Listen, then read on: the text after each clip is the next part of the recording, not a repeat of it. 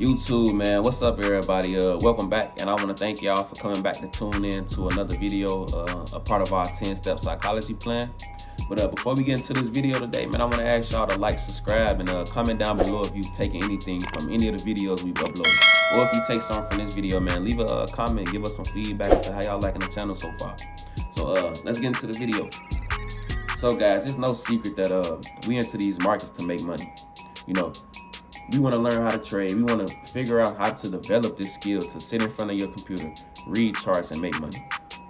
So I personally feel like when that's not happening, you know, when you're either losing money or you're not making the money, like you're missing out on it, that's when you start to get all of these, you know, different psychological attacks that start to happen. You know, the mental warfare starts to go on inside yourself because you're not making money, you're losing money, which is, you know, that's your overall goal is to get this money. I want to talk to the new traders here for a minute because that's really who we're trying to reach out to and help you guys develop the skill. The number one problem that I see with y'all is that, you know, you're not consistently profitable. And what do I mean by not consistently profitable? I mean that you may be taking profits, but you're either taking more losses than you are wins, or when you actually do win, they're not amassing the losses. Like the losses are being bigger than your wins, and which is, you know what I'm saying, having you negative come the end of the week or the end of the month or wherever it may be. Now, let me give you guys an example of that. Say you have a new trader in the market. He has a 50% win rate, and on average, when he wins, when he takes a winning trade, he makes about $100. And when he loses about 200. So he's winning 100, losing 200, winning 100, losing 200. So it's not the fact that he doesn't, you know, take profits, because he's obviously getting profits. It's just they're not consistent and they're not as big as his losses.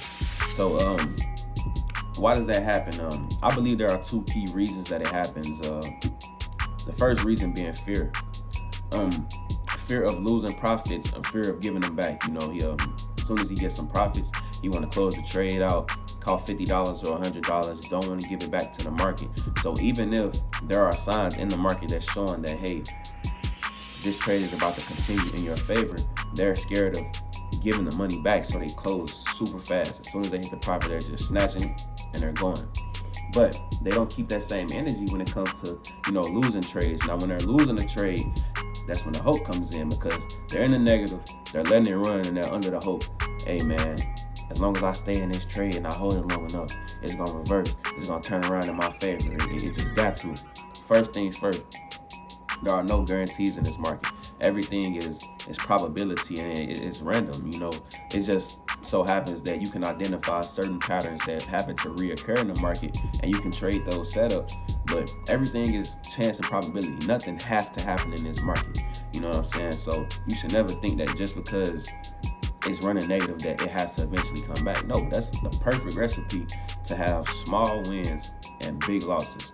Now, me personally, I think that you should try your hardest to reverse the two.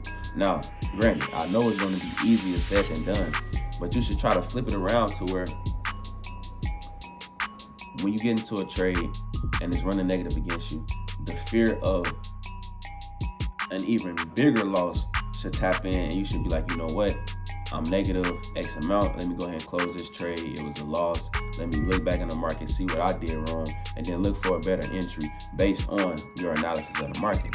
And you know, once you find a high probability setup and you get in on a good entry and you're profitable, you should just let the trade run, sit back. Granted, monitor the trade, you know, move your stops and all of that, and monitor the trade. But you don't want to just take it just because you're getting profit, because if you're always just taking it super early, you're missing the overall move. Like, you might take it at a 50 pip move and the market dropped 300 pips and it was going in your favor, but you let the fear settle in and you close it super early. So you should kind of, you know, want to reverse the two. Let your winners run and take your losses and cut those real short from the beginning. And guys, I really just want to leave you with this, man. A lot of people approach the market in hopes to be perfect. You should never want to try to be perfect, because you're going to fail in this market. Failure is a part of this. I'm not going to say you should actually want to fail, but what you should want to do is, when you do fail, you should want to learn from that failure. You should not take the loss and then either want to quit or just do away with the whole thing. You should actually Look at what you did. Look at why you lost. Again, guys, you should never set out to be perfect in this market because it's not going to happen. Deal with failure, welcome failure, and then learn from that failure, and then apply the lessons that you learned into making you a better trader. So, guys, that's the end of the video. This is a real short one. I just wanted to attack those 2 points for you guys. We have a couple more videos uploading this week.